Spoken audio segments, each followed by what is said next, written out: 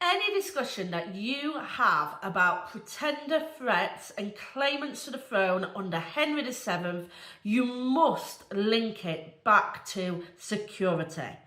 This is part 3 of my little mini-series on how to link everything in Henry VII's reign back to security. Hi, my name is Laura. I run soccerfy.co.uk, which provides A-level Tudor revision and exam technique for your exam. Moving on. So we are now into the 1490s, therefore we are in Perkin-Warbeck territory. Now, obviously, dealing with the problem of Warbeck is about security, and it is important to remember that.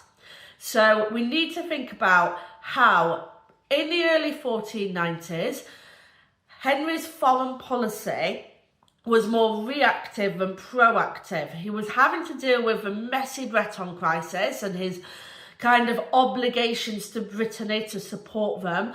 Then Charles VIII throws a spanner in the works by inviting Perkin-Warbeck to court. At this point, Henry has to do something to protect himself and secure his own position on the throne, which is why Brittany, it kind of only gives nominal support to.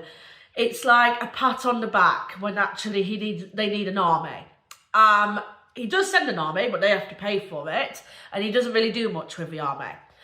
The Treaty of Etaples, which kind of finishes the whole Breton crisis saga, this is important for security because it means that Charles VIII is forced to recognise Henry as a legitimate king to the throne, and he boots Warbeck out of his court. That isn't the end of Warbeck, as we know, but it just shows how security remains upmost in his mind. You can follow this on by talking about the next move he makes is a trade embargo against Burgundy.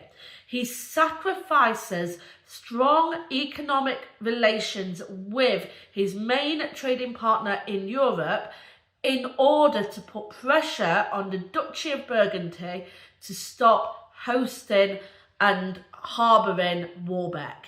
Now, this is important because at the time it was the Dowager Duchess Margaret in charge, but Philip of Burgundy would come of age 3 years later, and that's when they get the favourable trade deal, Magnus into Curses, and once again Warbeck is booted out. For more tips and ideas, subscribe to the channel.